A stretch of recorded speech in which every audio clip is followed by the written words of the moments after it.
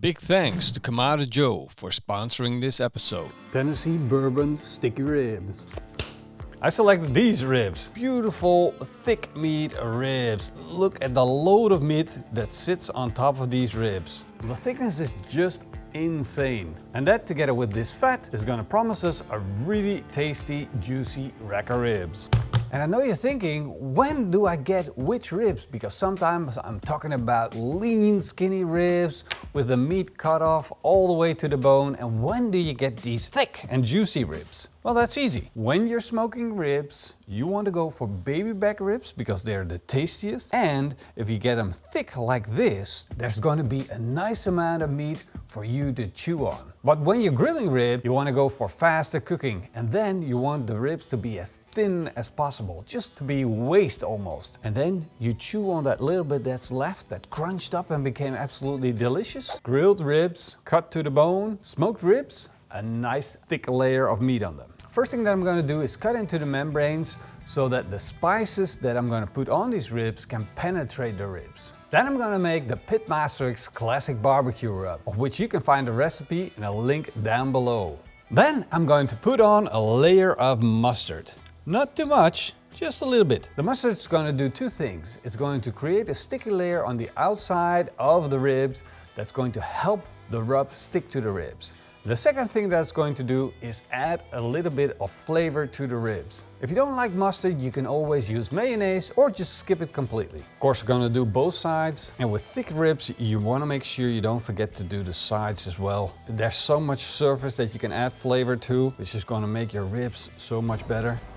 Now I'm gonna fire up my Kamado Joe. This is the Big Joe and it has plenty of space for my ribs. Gonna take the grill grates out. Once cleaned up, the ash basket goes back in, charcoal goes in, fire starters in, light them up and let them slowly ignite the charcoal. Of course, I want to add some smoke wood and this time I selected some apple wood. One chunk is going to go onto the fire and one just a little bit further away so it will ignite later on in the cook. Heat deflectors go back in, grill grates go back in, and then it's time to put the ribs in. And since these ribs are so thick, I'm going to stick in a thermometer to keep my eye on the temperature. Let's close the lid and dial in the vents so we're sure that we're hitting that 120 degrees Celsius. We're starting with the top vent 2 fingers open and the bottom vent 1 finger open. And once the Big Joe hits the temperature of 120 degrees Celsius, I'm going to close the bottom vent a little further and further until it stabilizes. In the meantime, I'm making my sticky Tennessee barbecue sauce. I'm going to start by heating up my Skottsberg pan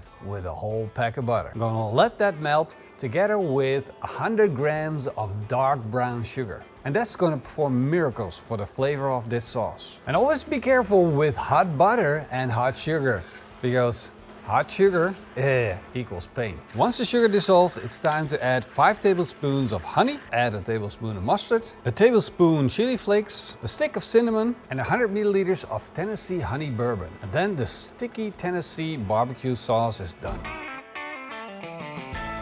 And to finish off the sauce, season it with a little bit of salt. The ribs have been smoking for 1.5 hours and they're running at a temperature of around 65 degrees Celsius, which means they're almost to the point where they're not gonna take on any more smoke flavor. And that's when I like to check on my ribs. Wow, we got beautiful red smoke color building up on the ribs. The ribs dried up pretty good. Time to get our beautiful sauce on. And look at this. Wow, this looks so fantastic. I'm just gonna brush it on. Be careful, don't destroy that layer of color that you build up on that pork. You want to preserve it, make it look good. When you use this sauce, it is very, very delicate. So don't run your barbecue on high temperatures. We got loads and loads of sugar in it. And once you run that high temperature, those sugars might burn. Well, that's why I'm keeping my barbecue at a temperature of 120 degrees Celsius where we're completely safe. Let's wrap this up and create an airtight seal to steam the ribs in their own juices. Now this is going to go back on the grill for at least an hour at 120 degrees Celsius. And at this period, I'm not too worried about putting in a thermometer. I'm just going to leave it as it is. And once we take it out,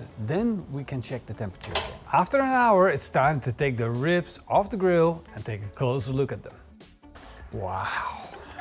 If you could only smell this. This smells so good. Look at these beautiful ribs. Absolutely gorgeous. 96 degrees Celsius.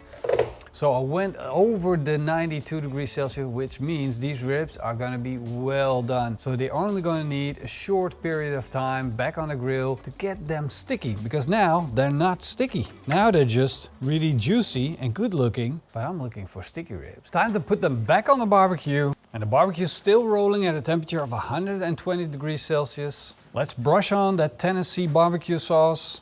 I want to brush it out real good so I don't get any puddles. I just want a nice clean coat. When the moisture evaporates, the outside of this sauce will turn candy-like, making it a little crisp, nice and sticky, and that's what makes these ribs so special. You got a layer of mustard, you got a layer of rub, then a layer of smoke, sauce to go on top of that while cooking them, and then when they dry up, another layer of sauce. That is stacking your layers on top of each other, and that's what makes these barbecue ribs so special. I'm gonna open up the bottom vent a little bit to get a little bit more airflow, and the hot airflow is going to ensure that we get those sticky outside ribs. And in just 5 minutes, my ribs look like this. Absolutely beautiful, shiny ribs, amazing coat of sauce, build up beautiful color. And then just think of what it looked like before we put the sauce on and how it looks now with the sauce sticking onto the ribs. This is how you do it. Go do this. Now all I need to do is prove to you that it tastes good. That's my favorite part. Look at that. Now that's what I call a smoke ring. Without further ado, because I'm freaking starving, man. There we go.